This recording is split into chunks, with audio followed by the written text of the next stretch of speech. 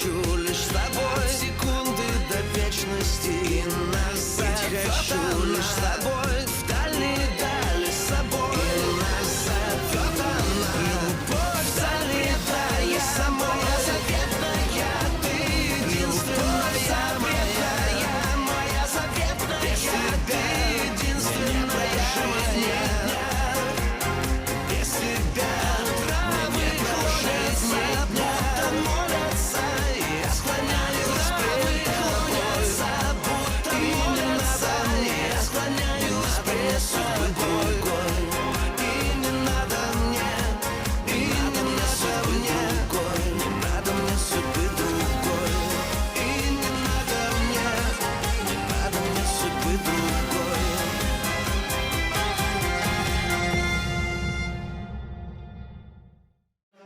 محمد بيخدع أولغا وبيحاول يبيع على تجار العبيد، بس باغدان بينقذها. نيل اعترف انه شاف فيودور لما قتل داريا. ماريسا بتتنصت على حديث أولغا وغوليخان. ماريسا بتلمح مانيفا بالمقبرة، ولما بتهرب بيوقع منها الخاتم.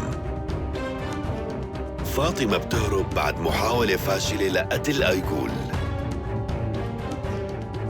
أوسيب عن طريق الحارس بيحاول يبعت رسالة لفاسيلي، بس الرسالة بتوصل لإيد آلتان.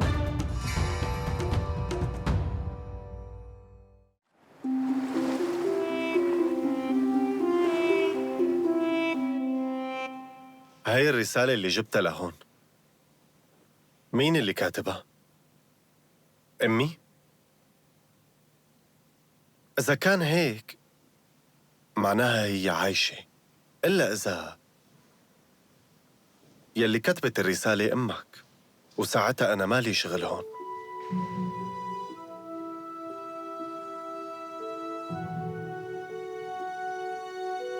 إذا بحكي الحقيقة أكيد رح يشنقوني.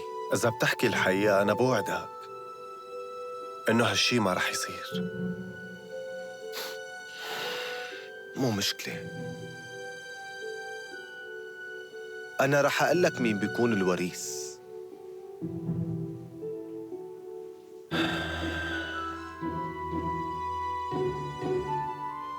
وريث العرش هو أنت يا ألتان. أنا وأنت ربينا بنفس البيت. أهلي أخدوك ليربوك، بعدين نحن الاثنين خطفونا الأتراك. طيب وأمي فيرا كيفها؟ أنت شفتها؟ هي ميتة من سنين طويلة.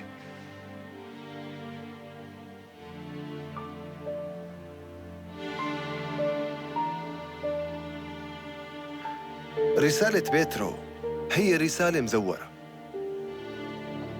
عرض علي روح على القصر وأنا ما بعرف كيف اقتنعت بكلامه. ما كنت بعرف شي. وكانت عاجبتني بنت حلوة، فكرت بصير السلطان وبغرقها بالذهب. اسمع أوسيب، أنت متأكد إنه أمي فيرا ماتت؟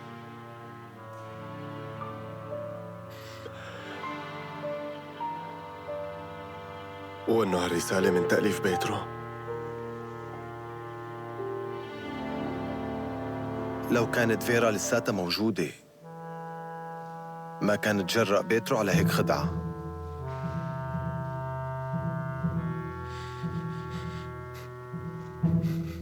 مزبوط، معك حق.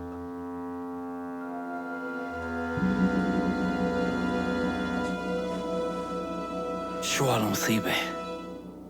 مو كان أحسن لو ما كان في كل هالورثة وكان اسكندر لحاله؟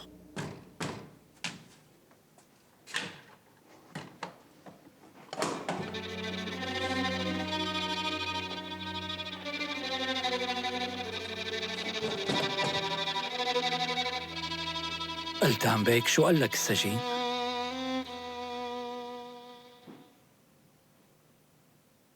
اخلو سبيله.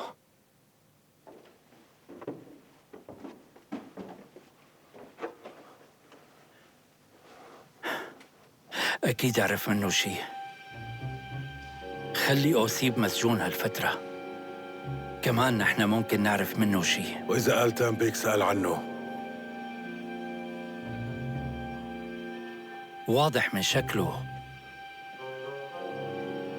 إنه ما رح يتذكر أوسيب عن قريب.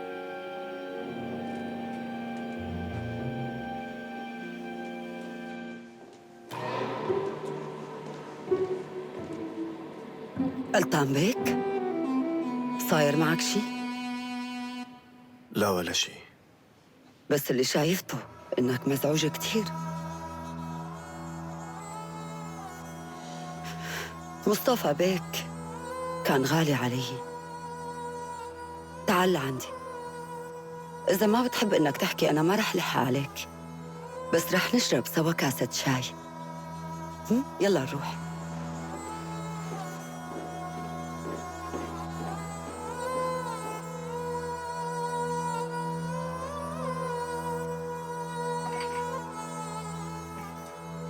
شكراً، أنا بصب. شراب شاي. بعرف إنك ما بتحب الحلويات، وبيقولوا شرب الشاي بيساعد العقل على التفكير وبيصفي الذهن. إذا أنت مزعوج ولا متضايق فيك تجي لعندي وتخبرني بكل الأمور يلي زعجتك. على كل حال أنا ماني شخص غريب عنك، لازم ما تنسى إنه أنا بكون عمتك. ما بتعرف وفاة أخي مصطفى قديش أثرت فيني. نحن وصغار كنا رفقة ونضل على طول مع بعض. اليوم عرفت إنه أمي ماتت. كيف؟ متأكد من هالشي؟ وصلتك أخبار من روسيا يعني؟ هي ماتت من فترة قريبة؟ لا، هي ماتت من سنين طويلة، بس ما عرفت بهذا الشيء لليوم.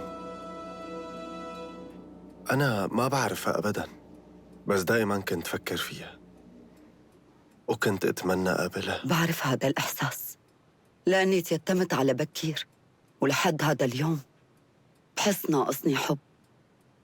حب الأب والأم ما في شي بيعوضهم. أنا طول عمري انكشاري وما عرفت حنية الأم. آصف باشا كان مكان والدي وهو يلي رباني، وكان عندي أمل إنه أمي عايشة. أما هلأ ما ضل حدا عايش، لا أبي ولا أمي ولا أستاذي. بس أنا موجودة ورح كون على طول جنبك، وحتى لما تحس بالحزن أو بالوحدة أنا هون، فيك دائما تجي لعندي. بتشكرك دينيس خانم. ولحتى تبطل تحس حالك وحيد أنت لازم تتزوج على السريع. أنا هلأ ما فيني أفكر بهالموضوع. أحزان الواحد شو ما كانت هي أمر شخصي، أما قصة زواجك هاد أمر بخص الدولة، لأنك ولي عهد السلطان. هذا الشيء أهم بكتير من مشاعرنا الشخصية. حزنك مع الوقت رح يخلص ورح يصير جنبك مرة مخلصة وبتحب زوجها. أنا بخبر مولانا السلطان وبظن كل شي رح يكون منيح.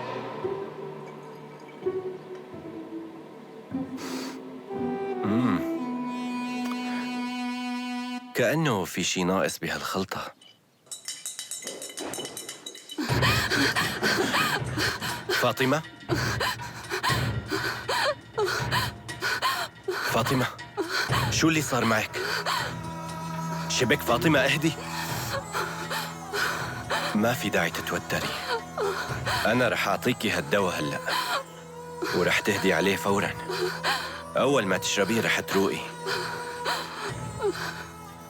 ورح تخبريني بكل شي صار.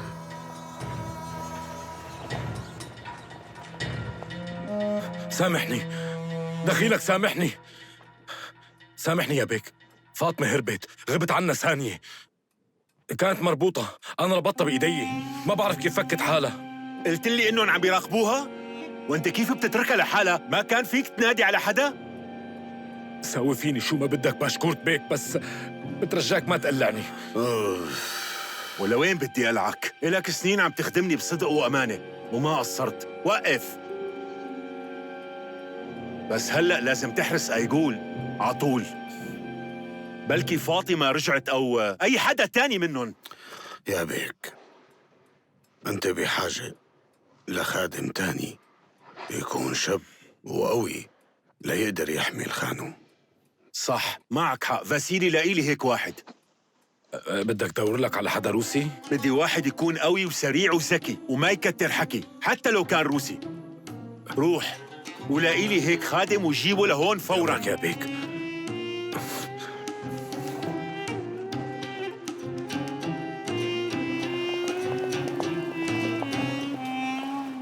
فاطمة، شو يلي صار ببيت باشكورت؟ رحت لعند آيقول، عندها حلق جديد كان حلو كتير.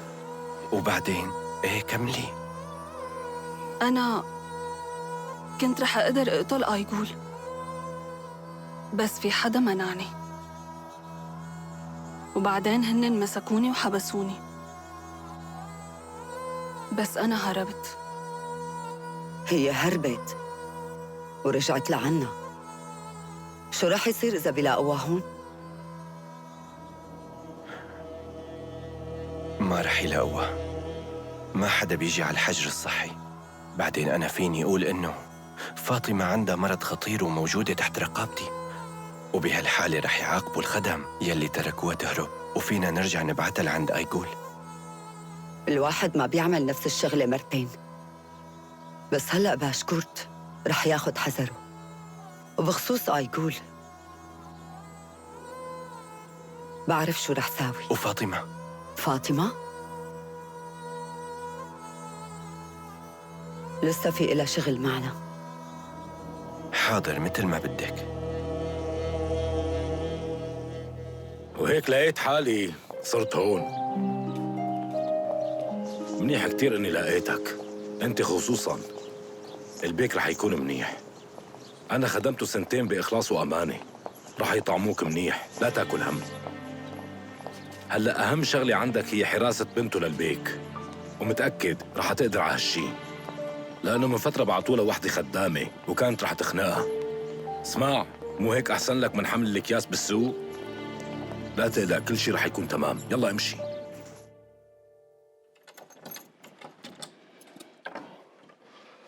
يا بنتي، أنا جبت لك هذا الصندوق الحلو لا تحطي فيه حلقك الجديد. بابا لا تحاول تلهيني، قلي شو في. ليش قافلين الباب علي؟ معقول ما فيني اطلع برات غرفتي؟ فاطمة انسجنت وخلص. أيقول فاطمة هربت.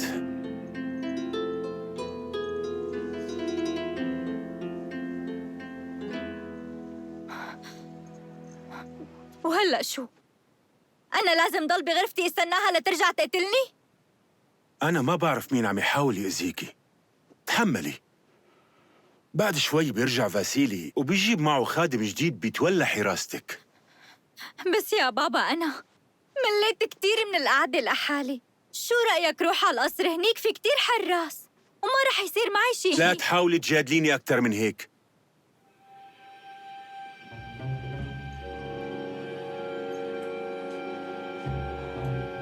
ما رح اسمح لك تطلعي من البيت، مفهوم؟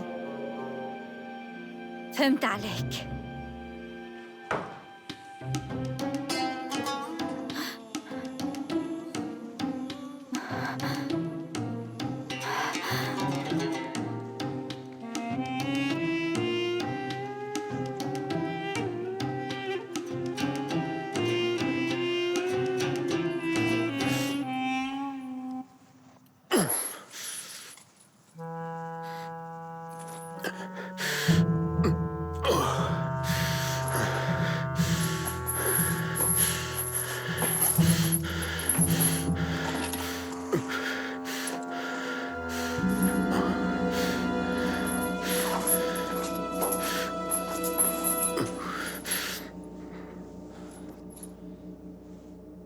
فاسيلي انت رجعت؟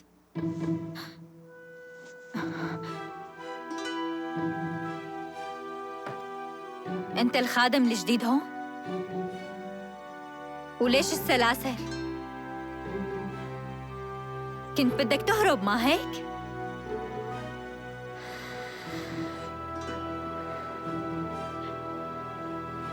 انت الزعيم سوتنيك؟ بس انت كيف وصلت لهون؟ بتذكر وقت كنا بروسيا انت حميتنا. ايه صح.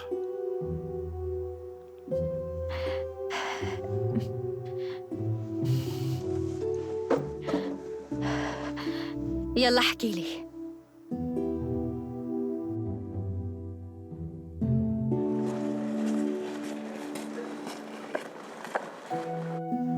قديش صعب هالشي؟ إنك تخسر مرتك وابنك كمان. طيب شو ذنب هذا الولد الصغير؟ اللي أنا بقدر ساعدك بأي شي؟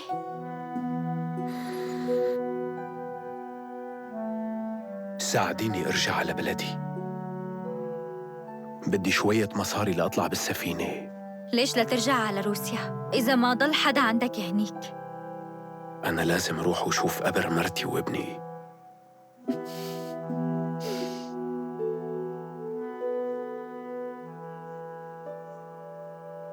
ما بقدر ساعدك لتهرب.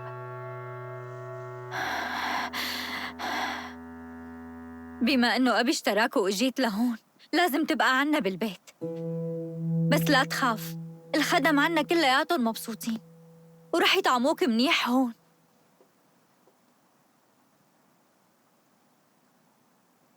يطعموني؟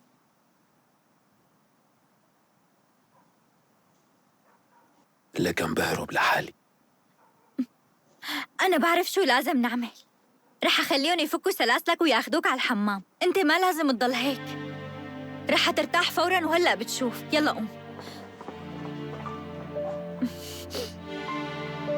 تعال معي.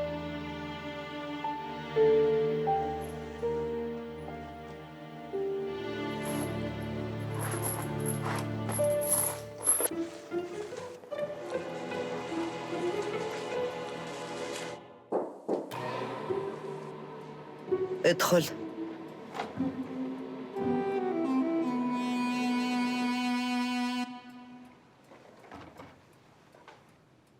نعم يا خانم. بدي أحكي معك. أنا مستعد لحتى أنفذ كل أوامرك. أوامري؟ معقول أقدر أأمر قلبك؟ أنا شايفتك عم تعاني، بس ليش كل هالمعاناة؟ هذا كله بسبب آيغول؟ هي إلها فترة منيحة ما عم تجي لهون على القصر. أنا بعتت لحتى أطمن عنها. خدم باشكورت عم يقولوا إنها مريضة كتير وأنا ما بقدر ساعدها بشي. قالتان بسبب وفاة أبوه عامل حداد وما عم يتذكرها حتى. أنت مغروم وعشقان يا عمر. على كل حال ما رح تقدر تحصل على آيغول. ما بعرف شو لازم أعمل. إذا شفتها بتعذب وإذا ما شفتها عذابي رح يكون أكبر.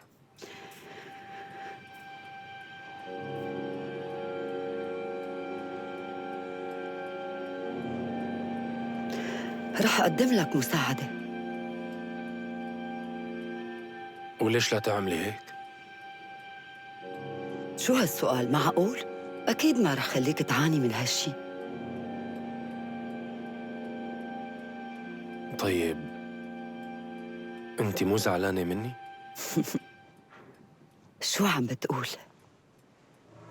يعني معقول اتجرأ وأطلب منك تبطل تحب آيغول؟ بتمنى يا عمر إنه بقلبك يكون في مكان كافي لإلنا نحن التنتين. بتمنى. بقلبي دايما رح يكون في إليك محل كبير يا أميرتي.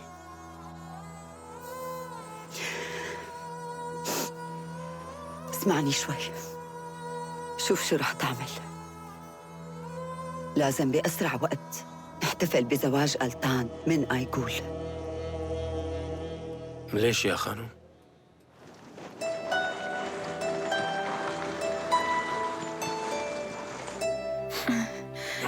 يورملاي شبك، انت ليش مانك عم تاكل؟ ما بيصير هيك. شو رأيك تضل عندي؟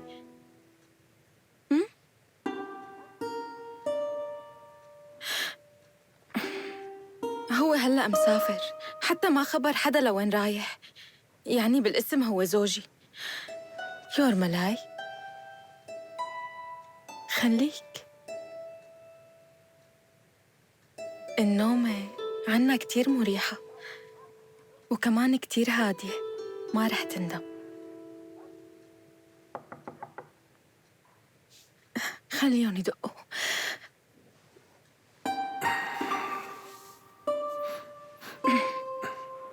ماريسا، بدي استأجر غرفة. في عندكم محلات؟ دقيت الباب وما رديته. سامحوني قاطعتكم. لا بنوب، انتي ما قاطعتينا، بس بظن إذا ما حدا فتح لك ما حلوة تفوتي. في غرفة؟ أعطوني مفتاح. ايه طبعاً، ما بطول. تفضلي معي.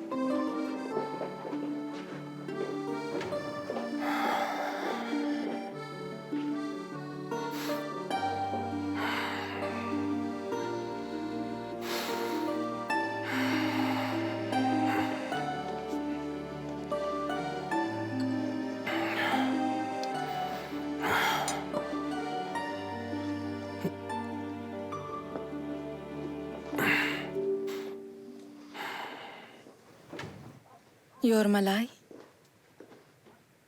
أنت شو؟ كأنه تضايقت؟ ليش هيك عملتي؟ شو فيها؟ يعني كل الناس بيعرفوا إنه هي مو مهتمة فيك. بيقولوا بهذا العالم في شخص واحد بس رح يروح وراك لآخر الدنيا. يورملاي،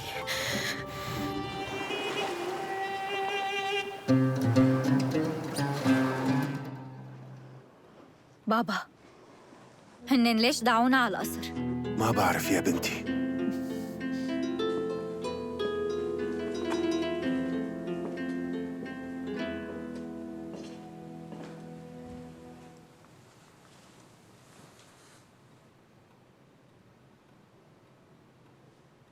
أنا دعيتكن لخبركن قراري. باسم الإمبراطورية قررت نعجل بزواج ألتان وأيغول، وأنا بنفسي رح أحاول يصير هالشي بأسرع وقت، بس طبعاً لازم ناخد بعين الاعتبار وفاة مصطفى بيك، والاحتفال رح يكون متواضع. هذا كل شي بدي أقلكن إياه. بهنيك يا ألتان بيك.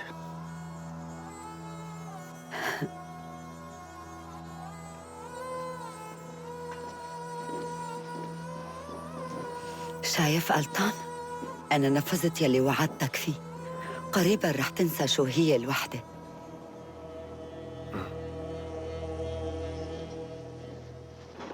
هذا العرس لازم يصير بسرعة. أنا بهنيكي من قلبي. نتأخر فيه لأنه هلا رح يكون عندك كل شي ممكن البنت تتمناه. لما أنا غبت عن القصر سحرتك دينيس خانم، ما هيك؟ أنا فرحان مشانك، هيك رح تضمني مستقبلك.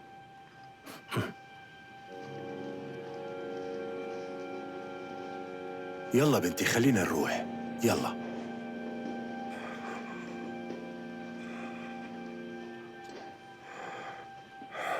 شايفك مو كتير مبسوط من قراري.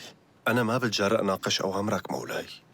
اسمعني، أنت لازم تفهم إنه الزواج بالنسبة إلك له أهمية وطنية. إذا الإنسان البسيط بيسعى لحتى يكون في عنده عيلة، معناها نحن شو بدنا نقول عن الوريث؟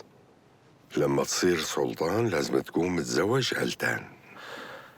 أنا بصراحة ماني حاسس بسعادة كبيرة بخصوص هذا الزواج، بس أنا رح حاول كون زوج صالح لأيقول مولاي السلطان. وبخصوص هديك البنت الروسية، هالموضوع بصراحة نسيته تماماً مولاي. معناها قراري بمحله. كمان أنت لازم بأسرع وقت تجيب وريث للحكم ألتان.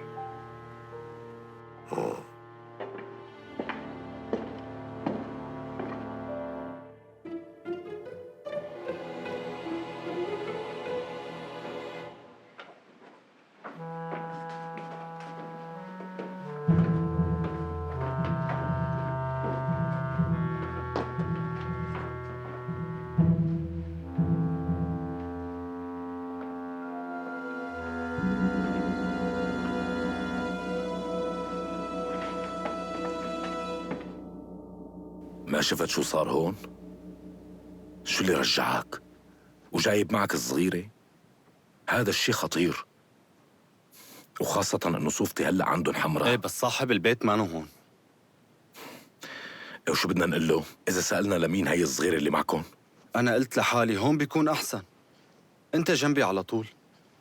لازم أعمل لزورات، المثل بياعين مسكرين. طيب وإذا بلشت تبكي بالليل؟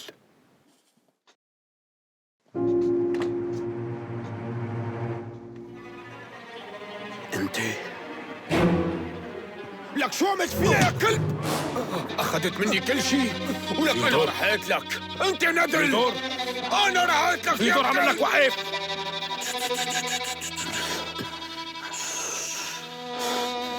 هي ولدت بنت وموت أكسانة ما لي علاقة فيه.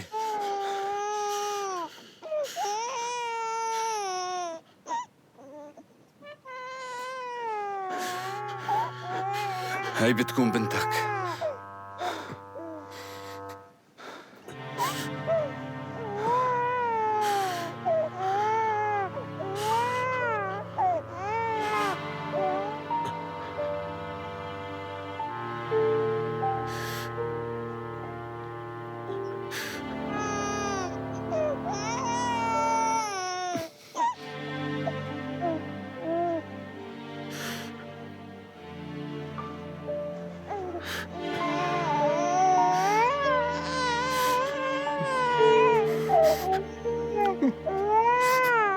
حبيبتي.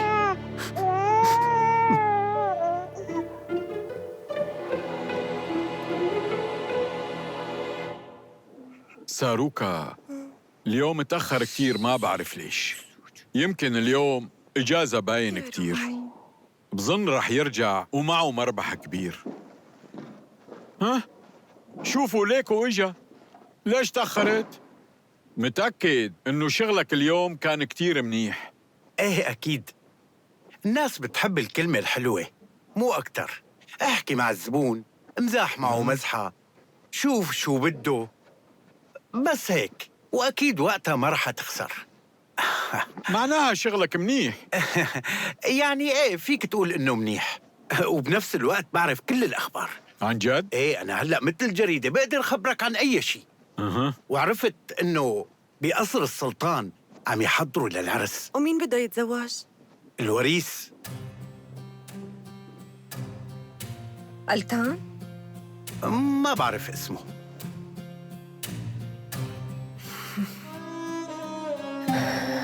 بكرة بدي روح على القصر.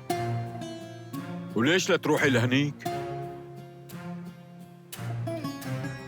رح آخذ سليمان ليشوفوا مين الوريث الحقيقي. بس هنيك في عندك أعداء ما بينعدوا، ارحمي لهالولد. معه حق، عدي هلأ هون وما في داعي تروحي لهنيك. مو أنتوا اللي بتقرروا، ولا أنتِ بتقرري كمان. إذا ما عم تفكري بحالك فكري بهالولد شوي. ما رح أعطيك إياه، وشو ما بدك ساوي. بس هاد ابني. روقي شوي زليخة، اسمعي بشو عم فكر. هنن بيعتبروا إنه ابنك هو ولد غير شرعي، مو أنت هيك حكيتي لي؟ غير إنه قولي خان كمان شوه سمعتك. هون أمان أكتر للطفل ولإلك. تعرفي إذا أخذتيه على القصر شو رح يعملوا؟ فكري منيح زليخة، مؤامرات القصر انت مانك قدها، والصراع على السلطة دائما بيصير في دم. ساروكا معه حق، لازم ما تستعجلي. هس هس هس هس هس هس.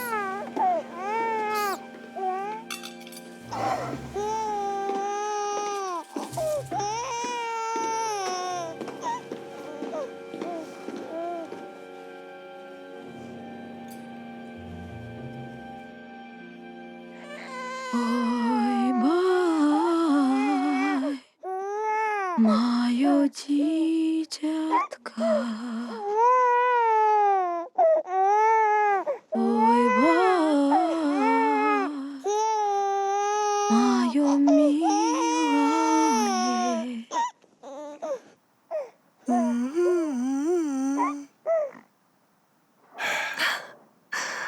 يا روحي نام. شو نام؟ ايه، شوف عيونه عم يسكروا لحاله. بعتذر منك، بس حابب اقول لك شغله صغيره. شايفك كيف عم تهتمي بالصغير،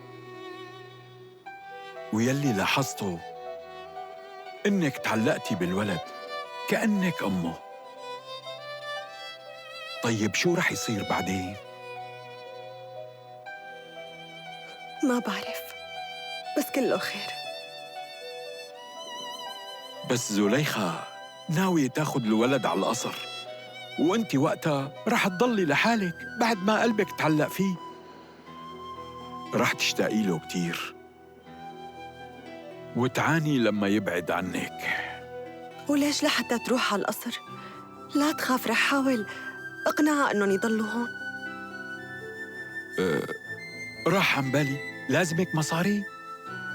لا ما بدي، مو بحاجة. أنا عايشة عندكم ومو ناقصني أي شي يوم، ما في داعي. ترجعي على بيتك يلي بروسيا. ما رح أرجع على بيتي، لازم لاقي ابني بالأول. ويلي ولدتيه شو؟ بنت ولا ولد؟ مو متذكرة، ما كنت واعية أبداً بهداك الوقت. كيف رح تدوري عليه إذا ما بتعرفيه؟ حاسة إني رح شوفه، قلبي بياخدني لعنده.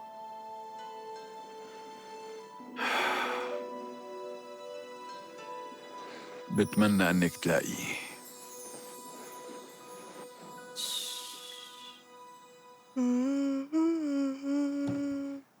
تمام، وأخيراً هديته نامت.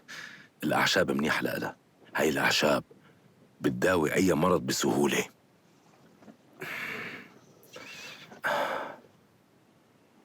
ليش جبت على تركيا؟ شو بقدر أعمل غير هيك؟ البنت ضلت وحيدة بعد أكسانا. قلت لحالي أنا بربيها. وما فكرت إنه في عندها أب لسه ما مات؟ ولا كل همك تاخد البنت وتهرب؟ فيودور، رومان خلص بقى بكفي، انتوا لازم تهدوا شوي. ممكن أحملها بس شوي. إذا بتمد إيدك عليها بكسر لك إياها، عم تفهم؟ لو بإيدي كنت قتلتك بأرضك. فيودور، مو مشكلة، بسافر أنا وياكي. أنت شو قصدك؟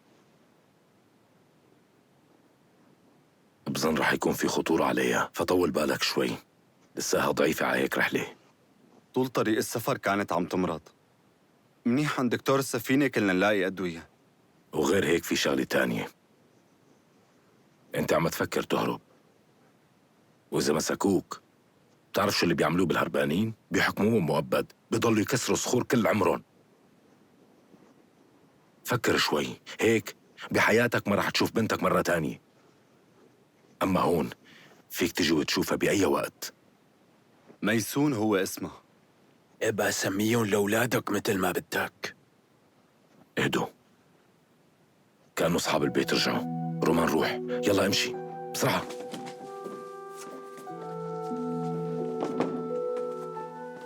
ثيودور، في شغلة مهمة، لا تجيب سيرة لرومان عن هذا الشيء. أنا عمدت البنت بدون ما يعرف، وفوق هيك عطيتها اسم، أولغا اسمها. يلا روح انت هلا، هاتا أكيد رح يسألوا عنك وبتصير مشكلة انت بغنى عنها. هاتا يلا يلا، اهدي اهدي اهدي.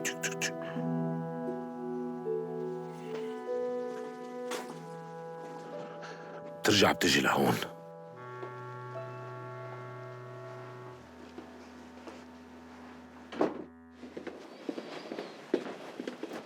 بدك تسكر علي مرة تانية؟ أنا بس قلقان على سلامتك يا بنتي. إيه صحيح فاسيلي جاب خادم جديد لهون؟ هذا هو. ما عرفته؟ زعيم حرس الحدود يا بابا، يلي أنقذنا مرة من قطاعين الطرق. تذكرته؟ إيه تذكرته. كل شي بيتغير بثانية. كنت بزمانك محارب وهلأ أسير، وعنا هيك صار بزمن الحرب. أخذوا كتير ناس معروفة بهديك الأيام وعملوهن عبيد عندهم. بس أنا ما حدا أسرني، أنا الأندال خدعوني.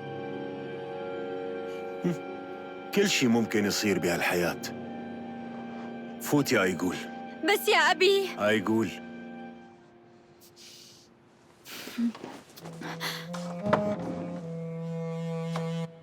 عموماً ما عندك شغل كتير يا زعيم. مهمتك بنتي بتراقب كل تحركاتها وبالتفصيل، ما بصير تنزل عينك عنا بالمرة حتى لو شو ما صار.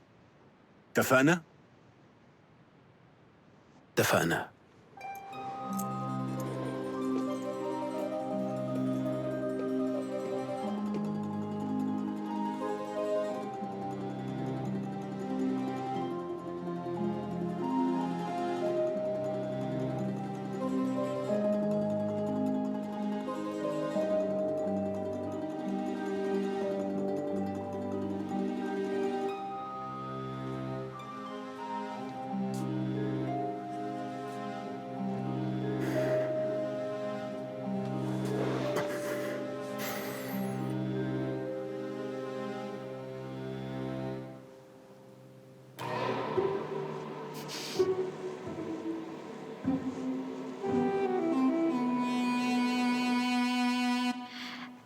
ايه يا زعيم، انت برا؟ ايه عم احرسك. قلك شي، انا بدي اتزوج. عريسي ولي العهد ورح اصير سلطانة. ايه تتهني، بس انت قبل عرسي لازم تنفذ لي طلب كتير مهم وضروري. وشو هالطلب؟ من بكرة بتنزل عالسوق وبتجيب قلب دجاجة. شو؟ هيك العادات عندكم؟ لا، القصة مو هيك. شوف، قبل ولي العهد كان عندي خطيب. وقت كنا سوا هو ورطني. شو رح تساعدني؟ مو مستحية تطلبي مني هيك طلب؟ ليش لا أخجل منك أنت؟ يعني مين مفكر حالك؟ أنت ما بتخافي إني روح وخبر أبوكي بهذا الموضوع؟ طيب أنت بس حاول، وإلا رح أقول إنك خلعت الباب واغتصبتني بالقوة. عم تسمع؟ رح يرموك بالبحر بكيس مليان حيايا. لهيك ساوي مثل ماني عم قلك، وانسى إنك كنت زعيم بزمانك.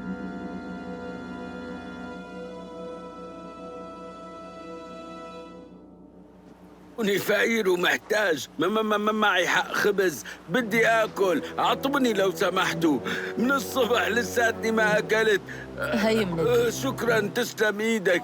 يلي بيعطي أنا رح ضل أدعي له على طول. لا تشكرني. امنا رئيسة الدير أمرت إنه نعطي للمحتاجين. هي قلبها طيب كتير. شو اسم أمنا؟ لأنه بدي أدعي لها. منيفة. منيفة، ضلي عم تعطي على طول. الرب يحميك، أنا رح روح. يا أختنا. نعم. كنت بدي أسألك، من فترة قريبة إجا لعند أمنا منيفة 2 رجال، واحد كبير وقصير والتاني شاب طويل هيك وحليوة. ما بعرف، بس إذا هذا الموضوع ضروري بقدر أسألك. تستنى هون؟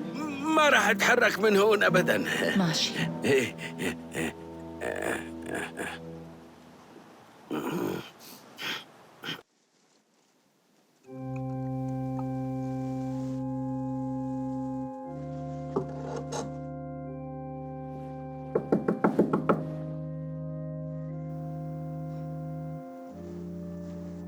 امنا، عند البوابة في واحد محتاج، بالشكل مسكين، بس كان عم يسأل عن اللي اجوا لعندك ومواصفاتهم، واحد كبير وواحد شاب.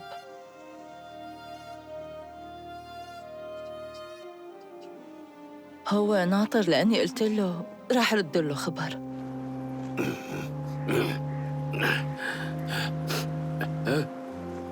أعطوني، أنا محتاج، أنا عبد فقير ما معي آكل حتى، أعطوني.